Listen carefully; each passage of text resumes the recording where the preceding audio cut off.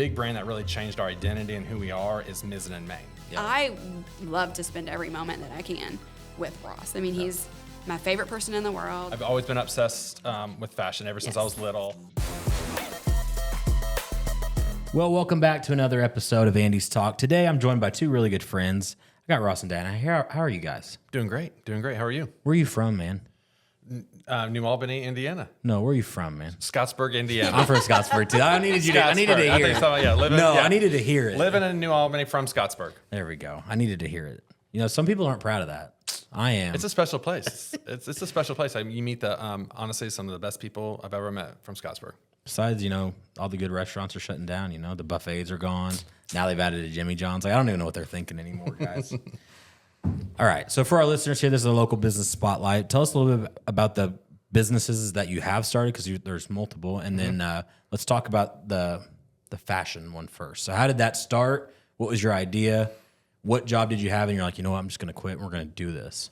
It's all started in 2016. I was working for like a printer company, not liking what I was doing.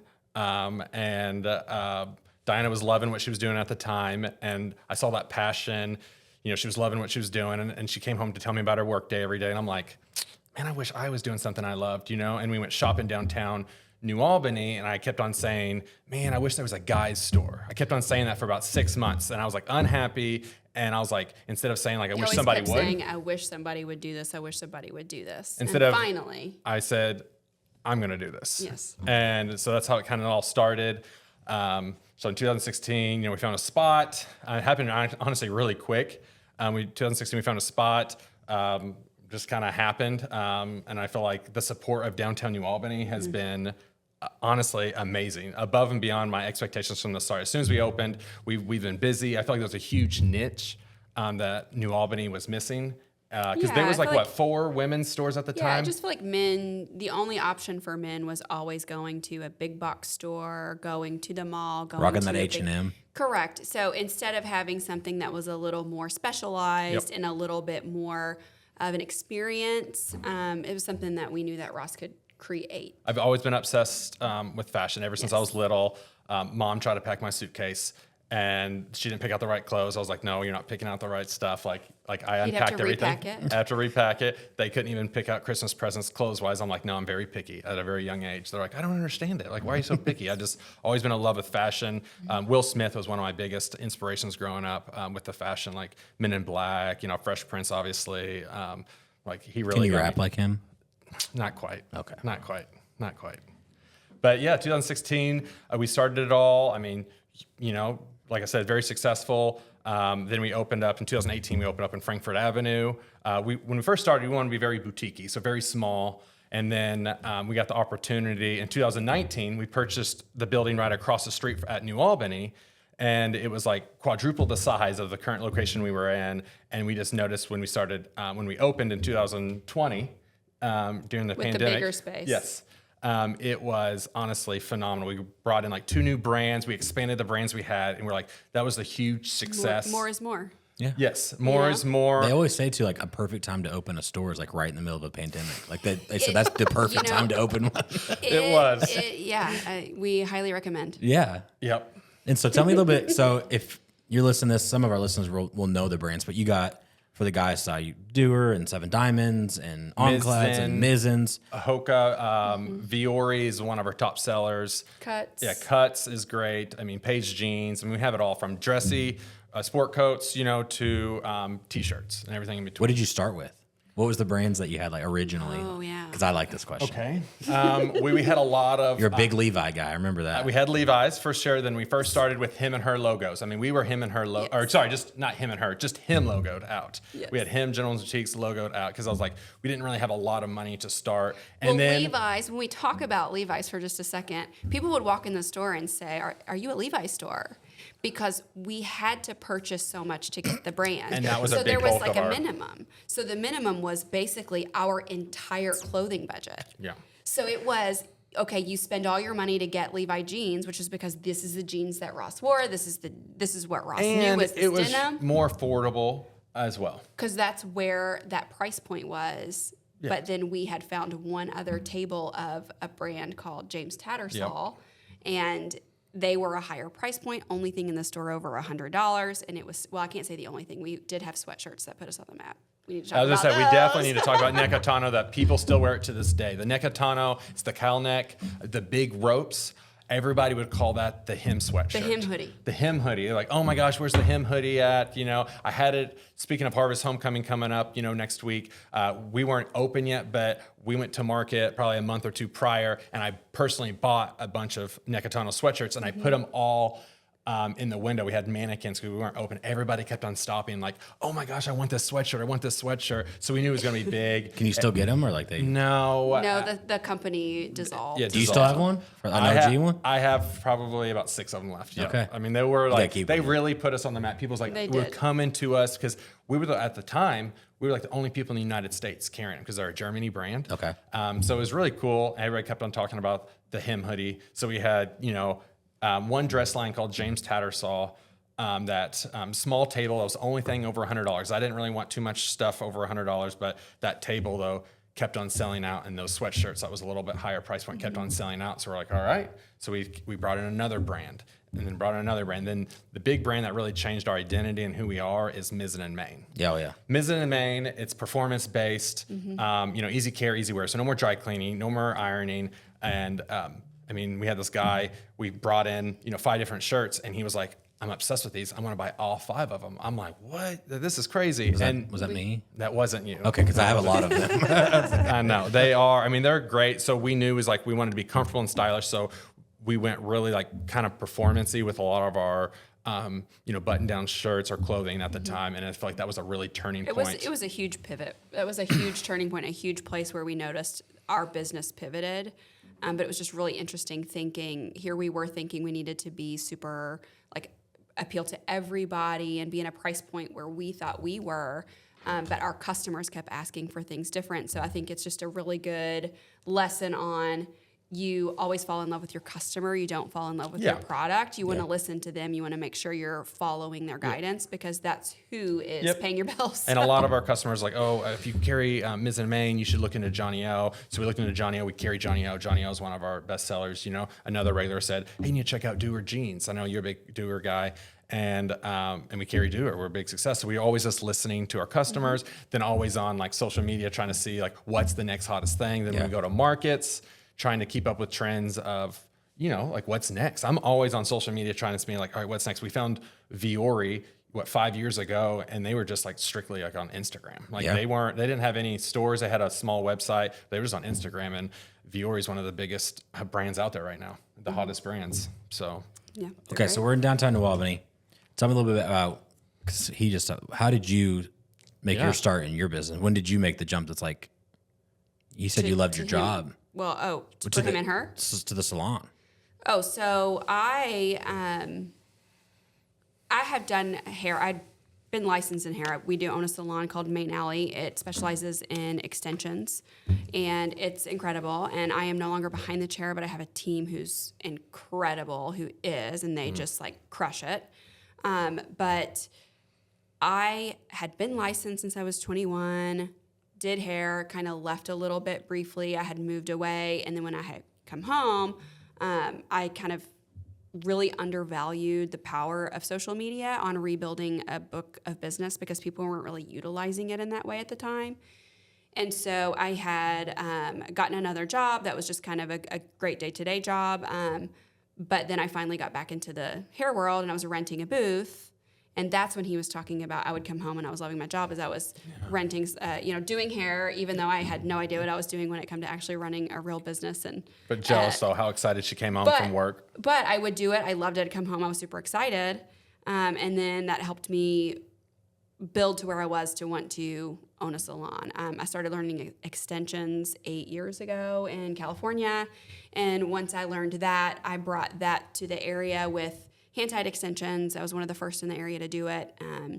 Saw the success of it, saw the huge market for it and the niche. So I think it's very important to have your niche. So opened up Main Alley. Yeah, in and the back of, name- in the back of him and her. Yeah, and it so was- that's how you got the name Main Alley, because it was one of the main Yes. alleys in downtown New Albany. So it was him and, him, Jones Boutique in the front of the store. Then you had an alley entrance. He gifted me the back 400 square feet to start the salon. So that's about the So salon. the Yep. salon was in about a 400 square feet. We squeezed in 4 chairs, and so it was an alley entrance. And so Main as in MANE, Main Yeah. Alley. And so Play on it's words, been yeah. such a success. So when we were able to purchase the building across the street, it was large enough for us to expand both businesses. Yep. So the salon was able to expand from 400 square feet to 2,000 square feet. The store expanded in a really big way. So that was exciting. And then I guess time frame, we're kind of jumping all over the place, but You're good. We're following it. but are you with us? So 2019 is when we purchased that building, expanded everything, opened him larger space in 2020. And, earlier I said we listen to our customers because that's where we get a lot of Yeah. where we want to go. We had been asked for years, when are you going to do a her? When are you going to do a her? And we never thought we would because there's so many great women's boutiques, but we realized what we are doing is very different from what other boutiques are doing. So we did that, and we launched him and her In 2021. in 2021. So quite successful. It took up a lot more time than I anticipated. So I was able to step back from behind the chair, hand the reins over to this incredible team at the salon, know that business is like running smooth, doing great. I still get to jump in, do some leadership things, which is awesome over there. And then I spend most of my time with him and her because Yep. So in it takes a lot of attention. So in 2021, we opened up the New Albany Him and Her, and it was very successful. Then everybody was like, "Hey, when are you going to open up a Him and Her in Louisville?" Because we just still had the small boutique and on Frankfurt Avenue, which was great, but we were running out of room. We were bringing in new brands. We were trying to grow. Like there's no Super way small, yeah. we can never put a her on Frankfurt Avenue. So one of our regulars said, "Hey, at the perfect time, he's like, are you ever looking to expand? Like, I know, like, I went to your New Albany store. It's huge. Like, you want Louisville to have a big presence." And it kind of worked out. He showed us paddock shops, and it was perfect timing. We took over. He was a tenant agent. That's what he did. Yeah. And so he was like, this is what I do. I can help you do this. So he did. And we fell in love immediately when they showed us the spot. We're like, this is it. Yeah. We love, Paddock's area. And it's, around 5,000 square feet. So now Louisville store is not like the little store. It's the big store as well. So we have 2 big stores. So we opened up Paddock shops in 2022, and it's been awesome. Yeah. Like the support from New Albany area, then Louisville area has just been great. I mean, we couldn't ask for anything better. I feel like we have a good niche because we hire, we have awesome brands, name brands, and then we do stylists. So, we do styling sessions. You come in, so many people are like, I don't know where to start. I don't know what to do. I need help with my outfit. And so we hire, stylists to help them get styled up. Yeah. So a couple questions here.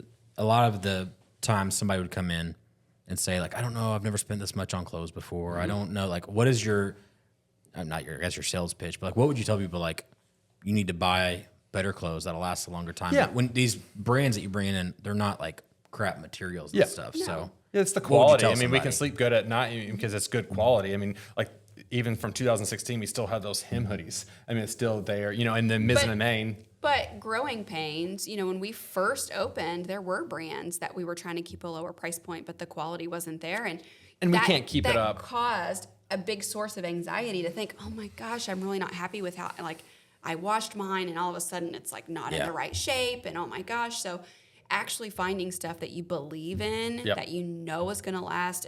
It's a brand that's going to stand behind their product. To me, that value is there as long as you know that it's a great company, that they have like I said, great product, they stand behind it, and it's going to last them. I think that's really my thing. important. I would never imagine buying a $70 shirt, but like I have Seven Diamond shirts that I've washed 400 times Yeah. from 2020 that are the same shape, Yeah. the same color, Yeah. and they're just as comfy. So it's like, Absolutely. Yeah. So, I mean, it's just like the quality. I mean, it's like, well, you get what you pay for. Yeah. So it's just not going to wash one time and be done. okay, so we've started him, we Yep. started Main Alley, now we've started her. You got one more little business venture in downtown New Albany. Let's talk about that for a Yeah. minute. The Prologue. Yeah. Yeah. You can kind of talk a little bit about that. Is that your baby? It's really. We have a business partner. We had a vision, and we have a business partner, Jacqueline Wilson, who is wonderful, and really it's her baby. She has done a fabulous job. But we purchased that corner building, and it's right on the corner of Pearl and Market. And we knew we wanted something there. We didn't know what. Well, this building came with this incredible courtyard. And so the courtyard sort of inspired the thought to do a venue, something that people could use and see. Because if you know anything about downtown New Albany and you walk past that courtyard, it's just this brick wall, and they have these little white doors with this interesting little column, kind of awning thing. And you're like, what's behind there? And people always wonder, like, what is it? What was Other back than there? where people take senior pictures, what's Right. behind there? I feel like always So many people take pictures. pictures in front of it. Before we ever did anything to it, it was like just this elusive space. And Remember the vines so- were like growing up over Yeah, it? there was so much. I mean, it was all overgrown, and you could kind of see when you went down the alley, you could see that it was just like a bunch of stuff. So it's like, okay, there's this really awesome space that nobody really knows what's back here. So it's pretty private, but you know, it's kind of like a secret garden. So that's kind of where we thought of, oh my gosh, we need to do a courtyard. And so the courtyard side, we call it jardin, you know, because it's garden in French. And so that's kind of the gem of it all. That's like the most important piece, because it's so special to have this beautiful outdoor courtyard right in the middle of downtown, but it still feels incredibly private with the brick wall all the way around it.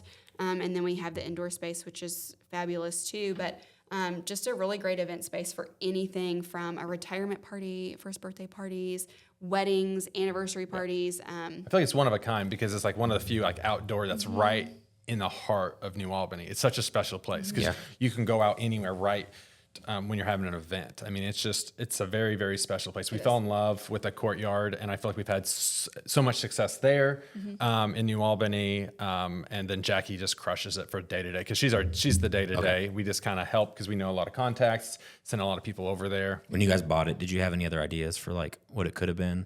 Like funny ideas that you were thinking about? No, I mean, I think if anything, if there was any other thing that I was like, oh my God, how cute would this be? And that's just because I'm a dog lover, is like if it was a little dog bar that people could like bring their dogs and hang out. Yeah. But the bar space where Jardin is just not really big enough to do that. Yeah. It's perfect for what it is. But that would be probably the funniest thing I thought about, because I'm obsessed with dogs. Yeah. Okay, so if you guys could give any advice to a couple wanting to go in business together, what would that be? Because it doesn't work for everybody, but for you guys, it seemed to work really well. And I mean, We engineered our life to do this, Yeah. you know, I because feel like we go all in. We're obsessed, and like we're best friends. We get along great. We're just literally when we go out to eat, when we do anything, we're just like talking about like, you know, what's next, like what can we do? And I feel like we kind of feed off each other. We make each other better, and I feel like that's what works. Because where we were when we both met to where we are now, I feel like it's because of a great team. we did it together. Yeah. But I think advice-wise, it's just making sure that you're both aligned in where you want to go. Having that vision on what that is, even if it's not super clear, but, you know, something that you can say, yes, we both want this. Yes, we have the exact same, you know, alignment on where we want to go. I think that makes it easier. And I think open communication, obviously, you have to have that. Because it's been stressful at times. I mean, it gets really hard. And, Yeah. and it's funny because a lot of people will say, man, I don't know how you all do it. You're like literally together all the time. And they're like, I had to work at home with, you know, with my wife in the office, and, you know, oh my gosh, we couldn't take it. We had to have a break. And I'm like, I love to spend every moment that I can with Ross. I mean, he's my favorite person in the world, my best friend. I love him more than anyone I've ever met. That's getting emotional, man. Like, hey, gosh. I mean, but this is the person, like, this is my person. This Yeah. is who I want to be with. And I want to spend all of my time with this person. When people are like, oh, it's a girls' night, I'm like, can my husband come? Because I want to hang out with him. So it's just making sure that you have that alignment with each other, that you know, if you are someone who needs your space, I maybe wouldn't recommend it, you know, but my space is, you know, he's always welcome. Yeah, and it's in brought there, us and I even always welcome him. closer. I mean, it's crazy to think like all these hard times and all this stressful stuff has brought us even closer, and it's just shown us like, man, we can tackle anything together, and it's been a great journey. You did talk about your team. It's not just two. Tell me about the other team Oh my members. gosh. So we've been doing a lot of training, and Were you talking about our team at him and Sir. her? Or I was the talking doggies? about your dogs. I was gonna say the doggies. Oh, yeah, we have a 4-pound Yorkie and then a German perfect. Shepherd, and they're the She's best perfect. of friends. Because Yep. the German Shepherd is the staple of the store. Like I know. She people was. For the first 3 years before we got Preston, she came to work with us every single day. Then she hasn't came to work in the last 2 years, and people still, just today, before I left, was like, "Where's your dog? I haven't seen your dog lately." And I was like, "Oh, she's babysitting She's our a full-time Yorkie." nanny. Yeah, For the Yorkie. I know Just she was sad. part of the store. She's the happiest she's ever been. Okay, good but we for might her. need to get a It's statue. so true. Of A statue would be good. a statue in the store. I think every location needs a Callie statue. I think so. Yeah, Look, Cali stickers maybe. I'd buy one. I know. She needs to be the mascot. Yeah. So yeah, Preston and Callie, and then going back to it, our team at Him and Her has been amazing. I mean, we can't, Heidi. Everybody knows Heidi. She's been with us for over 3 years now, and then she's seen the growth too because we brought her on right before we opened up her side. So it was 2 months. So she got to see just the Him Jones Boutique side.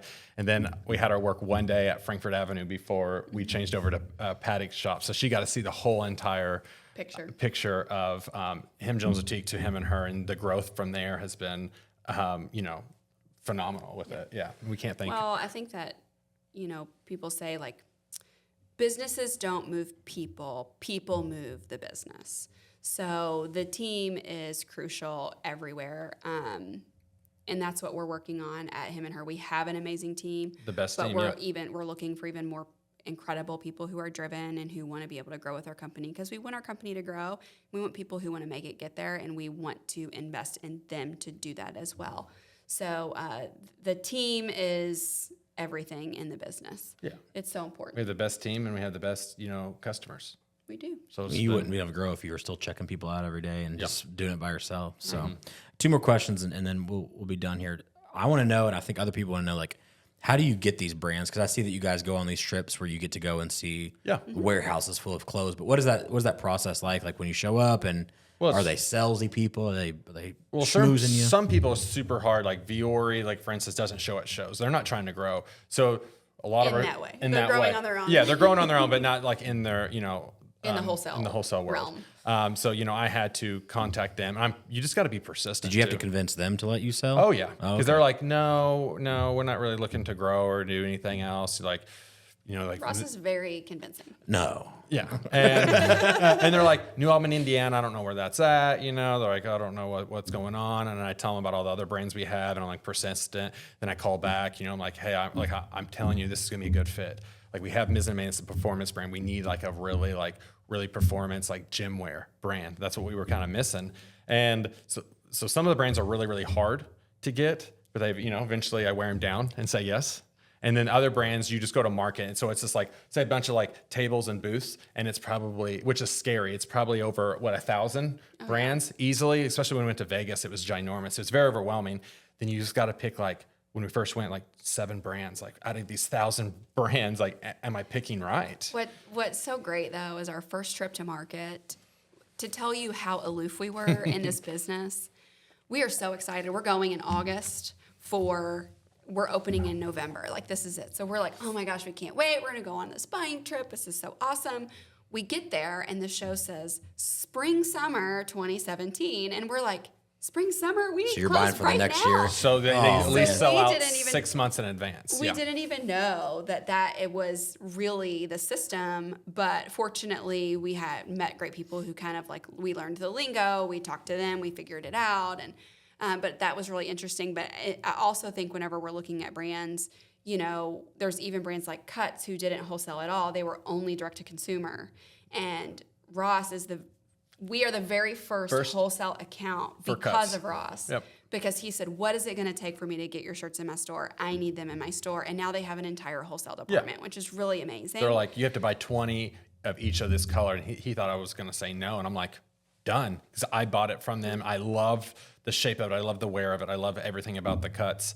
And they're like, all right, we'll try this, And then now And they're like, it's been quite a success. So Yeah, you go for from them. you're trying to find them to then you're really trying to seek them and really gain their business, and you're selling yourself on them. And then now that we've established ourselves to where we are, we have brands who are begging to be in this store, Yeah. which is really cool. because we're So getting ready to it kind of- celebrate year 8. Yes, but it's a whole array of the way it happens. But when you get those phone calls for big name brands that are like, we would love to have you, or we'd love to be in your store, and that just, it feels pretty cool. Especially when maybe a brand tells you no, then they do some research and they're like, actually, yes, we do want to Yeah, be we've in your had store. brands that tell us no in the past, and has reached back out and they're like, "Hey, I'm actually, yeah, we would love to be in your store." You know, a couple times we're like, "Sorry, no, Yeah. you had your chance." Yeah. Okay, so talk about how can people buy from you guys? You know, you have a couple locations, but you're also online. Tell us a little bit about like how can our listeners go get good clothes? So we're in downtown New Albany, 313 Pearl Street, New Albany, and then we're also in the Paddock Shops. It used to be called Summit. So we're there, 4206 Summit Plaza there. And then we have a new website, shophimandher.com. So we switched over from Square to Shopify, because Shopify is one of the biggest online platforms You there can is. also follow us on Instagram, yeah. and you can shop directly from Instagram. So we have two different handles. We have the men's and the women's. That way they're separate. Yeah. Him Gentleman's Boutique is the handle for men's, and then shop.her boutique for the women's. But if you just type in him and her, and that should pop up. Yeah, pop up for both of them. And the him is a mustache and the her is a The eyelash. The Yeah. eyelashes on the E. perfect. Yep, I feel like she came up with the logo with the him with the mustache. She helped me with that, and then I think it, No, I think you all did the mustache. I came up with the lashes. yeah, the lashes. So it was like perfect. It's like It's fun. it's perfect. Perfect. Well, I appreciate you guys coming on today. Like I said, guys, if you need just clothes that'll last a long time or you need an event center, reach out to them. You can find it. And as always, thanks for listening. Click the subscribe and hit the bell so you know when we post next time.